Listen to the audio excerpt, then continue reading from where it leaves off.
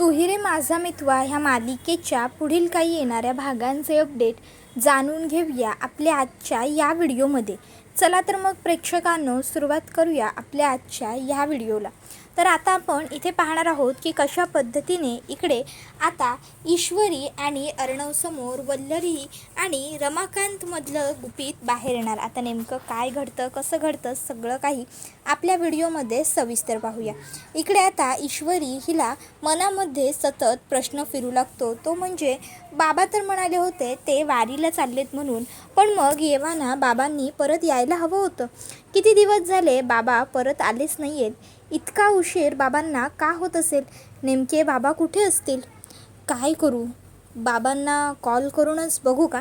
मग ईशू आत्ता सगळ्यांच्या समोरच म्हणते, बाबांना जाऊन खूप दिवस झाले नाही आणि आम्ही ही फेरी जिंकलो याचा सगळीकडेच खूप गाजावाजासुद्धा झाला.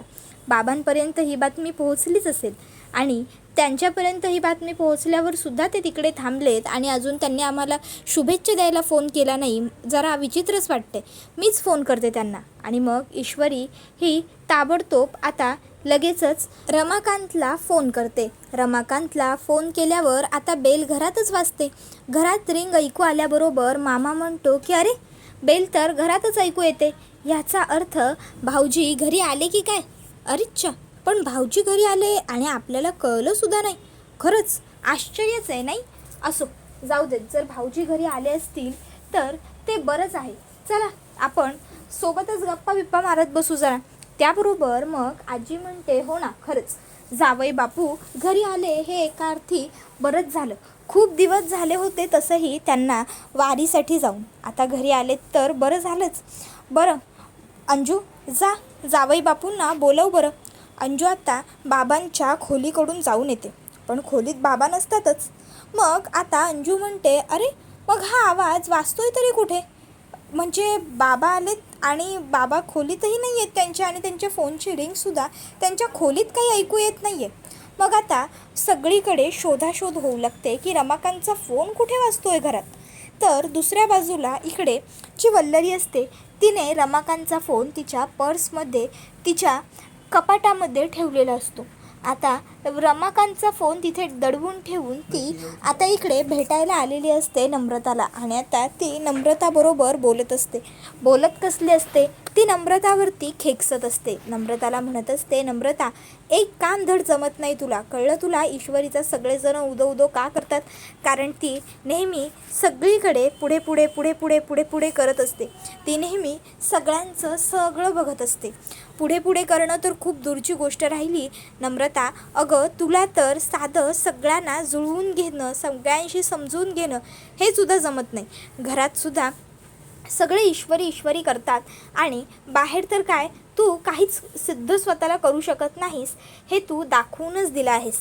नम्रता हे बघ, तू जर अशीच सतत त्या ईश्वरीकडून हरत राहिलीस ना तर एक दिवस असा येईल की खरोखर ती ईश्वरी तुला मोलकरीण बनवेल आणि ती तुझ्यावरती मालकीनीसारखं राज्य करेल.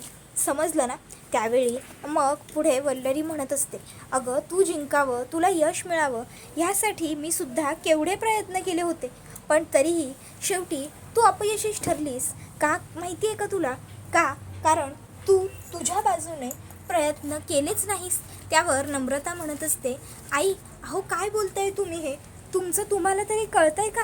काय तर म्हणे मी माझ्या बाजूने प्रयत्न केले नाही. तुम्हाला माहिती आहे का मी किती आणि काय प्रयत्न केले होते? ते मी सगळं केलं. उलट तुमच्या मुलाला आकाशला जिंकण्याची इच्छा नव्हती आणि हौसही नव्हती. त्यांचीच अशी इच्छा होती की आम्ही हरावं आणि इशूने व जिजूंनी जिंकावं. आकाशनेच प्रत्येक वेळी त्यांना सपोर्ट केला. मी तर त्यांच्या विरोधात होतीच कायम पहिल्यापासून. पण आकाश सतत इशू आणि जिजू जिंकावे असाच हट्ट धरून बसले होते आणि म्हणूनच हे सगळं काही झालेलं आहे. कळतंय का तुम्हाला आई? हे बघा, उगाच प्रत्येक वेळी माझ्यावर खेकसायचं, उगाच प्रत्येक वेळी मला दोष द्यायचा, प्रत्येक वेळी मला बोलायचं, ह्याला अर्थ नाही आहे आई. तुम्ही आकाशनं का जाब विचारत नाही? तुम्ही आकाशनं का बोलत नाही की ते का धीट वागले नाही? त्यांनी का स्पर्धेत जिंकण्यासाठी प्रयत्न केले नाही? आई अहो, जर आकाशने प्रयत्न केले असते ना, तर माझी खात्री आहे आम्ही नक्की जिंकलो असतो. पण आकाशने काय केलं? आकाशने कायमच ईश्वरी आणि जिजूंना प्राधान्य दिलं. आकाशने काय केलं? स्वतः हरलो तरी चालेल, पण दादा जिंकला पाहिजे आणि त्यामुळे हे सगळं झालं. मी जरी इशूला हरवायला तत्पर असले ना, तरी आकाश मात्र जिजूंच्या विरोधात कधी उभे राहिलेच नाही आणि त्यामुळे हे सगळं झालं. खरं तर कळतंय का तुम्हाला आई? आणि सगळ्यात महत्त्वाची गोष्ट राहिला प्रश्न आम्ही जिंकण्यासाठी तुम्ही काय केलं याचा. तर आई, आम्ही जिंकण्यापेक्षा जास्त ना तुम्हाला इशूला हरवण्यात रस होता आणि म्हणून खरं तर तुम्हीसुद्धा माझी मदत केली, कळलं ना. तर दुसऱ्या बाजूला इकडे आता बाबांच्या फोनची रिंग कुठून ऐकून येते हे बघण्यासाठी ईश्वरी आणि अर्णव हे दोघंसुद्धा शोधाशोध करायला सुरुवात करतात. तर आता शोधाशोध करत असताना इकडे ईश्वरीला तर काही मिळत नसतं.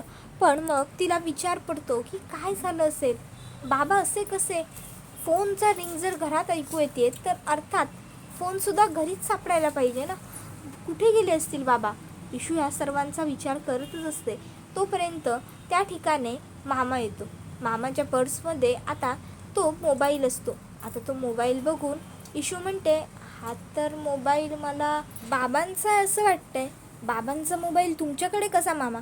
मामा म्हणतो, हा मोबाईल मला वल्लरीच्या पर्समध्ये आत्ता जस्ट सापडला. त्यावर अर्णव म्हणतो, हे कसं शक्य आहे मामा? नाही म्हणजे मामीच्या पर्समध्ये रमाकांत राजेशिर्केंचा मोबाईल कसा असू शकतो? त्यावर लगेचच आता अंजली म्हणते, ह्या प्रश्नांची उत्तरं तर फक्त मामीच देऊ शकते ना. मला वाटतं की आपण मामीलाच विचारायला हवं. मामीच सांगू शकते आपल्याला. मी एक काम करते, मी मामीला हाक मारते. मगाशी मी मामीला नम्रताच्या खोलीमध्ये जाताना पाहिलं. मामा म्हणतो, जा बोलाव दिला. मग अंजली वल्लरीला बोलवून घेऊन येते. वल्लरी काय झालं, का बोलावलं असं विचारते. त्यावर मामा तिला विचारतो, मला एकच गोष्ट सांग, तुझ्याकडे अर्णवचे कोणी नातेवाईक आले होते का? किंवा तुझ्याकडे रमाकांत भाऊजींचा फोन आला होता का? त्यावर ती म्हणते, अहो काहीही काय बोलताय? माझ्याकडे जर कोणाचा फोन आला असता तर मी तुम्हाला सांगितलं नसतं का? उगाचच्या उगाच काहीही आरोप करताय का माझ्यावर?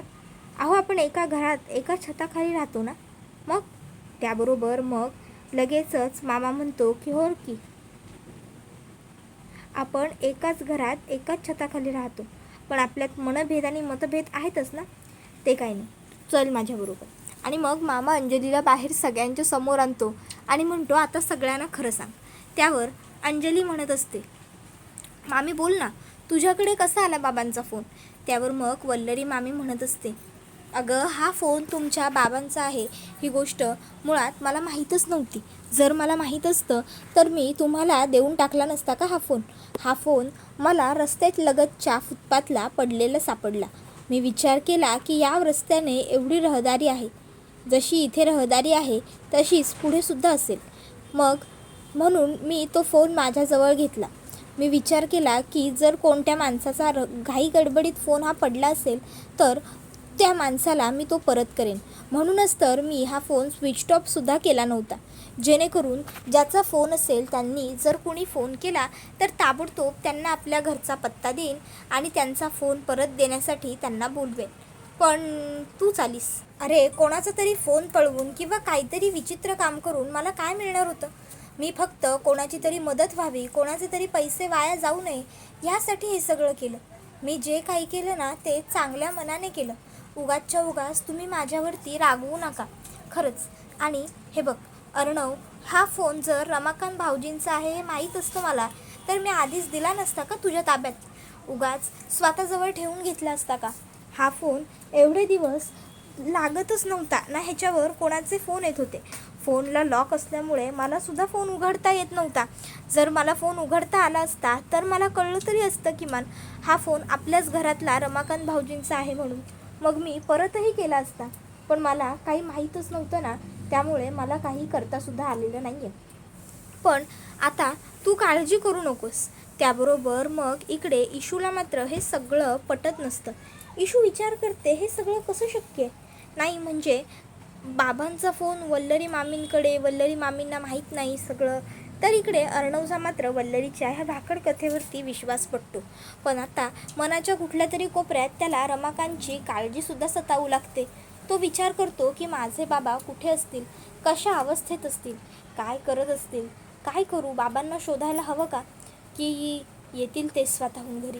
तर दुसऱ्या बाजूला इकडे जी वल्लरी असते ती विचार करते, थँक गॉड मी आज वाचले, नाहीतर मग माझं काही खरं नव्हतं.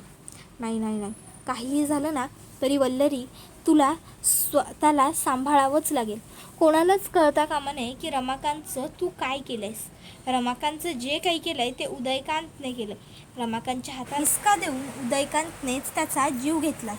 असंच मी सगळ्यांना सांगणार. ह्या सगळ्या प्रकरणात मी स्वतःचं नाव कुठेही येऊ देणार नाही, म्हणजे नाहीच. काहीही झालं तरी ह्या सर्व प्रकरणात मी मात्र सेफच असायला हवं. ह्या प्रकरणात माझ्यापर्यंत कोणीही पोहोचता कामा नये.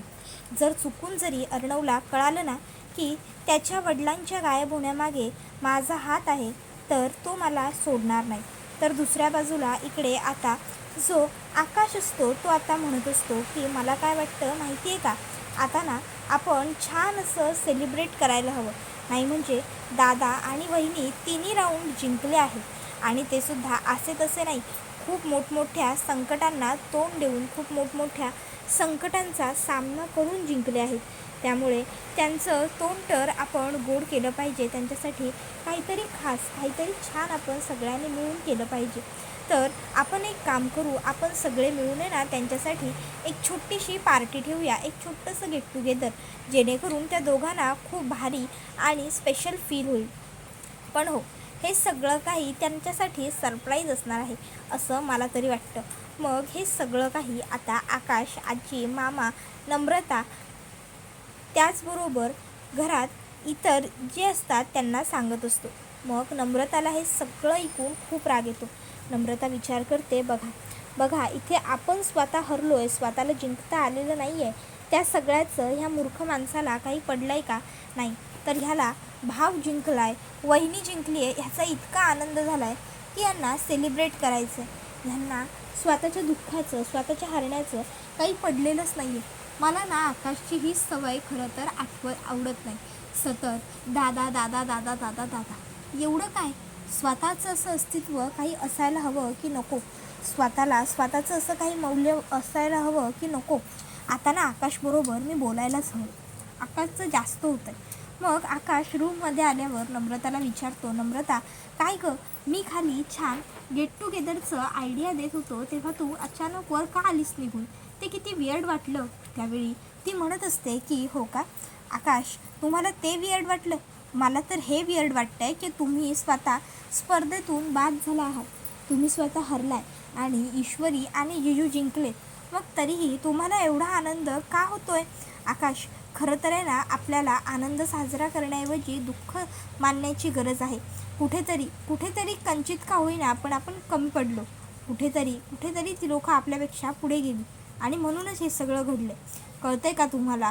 जर ते आपले मित्र आहेत तर ते आपल्यासोबत असायला हवेत ना. मग त्यावेळी आकाश म्हणत असतो, हे बघ नम्रता, तू. त्यावर नम्रता म्हणते, जाऊ द्या, मला तुमच्याशी बोलायचंच नाही आहे. त्याबरोबर नम्रता तिकडनं निघून जाते आणि हा व्हिडिओ इथेच संपतो. व्हिडिओ आवडला असेल तर व्हिडिओला लाईक करा, चॅनलवर नवीन असाल तर चॅनलला सबस्क्राईब करा आणि बेल आयकॉन आठवणीने प्रेस करा, जेणेकरून तुम्हाला पुढच्या प्रत्येक व्हिडिओचं नोटिफिकेशन मिळत जाईल आणि सर्व व्हिडिओंचा आनंद हा अगदी उत्तम पद्धतीने घेता येईल. चला तर मग प्रेक्षकांनो, आजच्या पुढचं इथेच थांबूया. पुढचा व्हिडिओ येईपर्यंत टाटा, बाय बाय, धन्यवाद, take care all of you.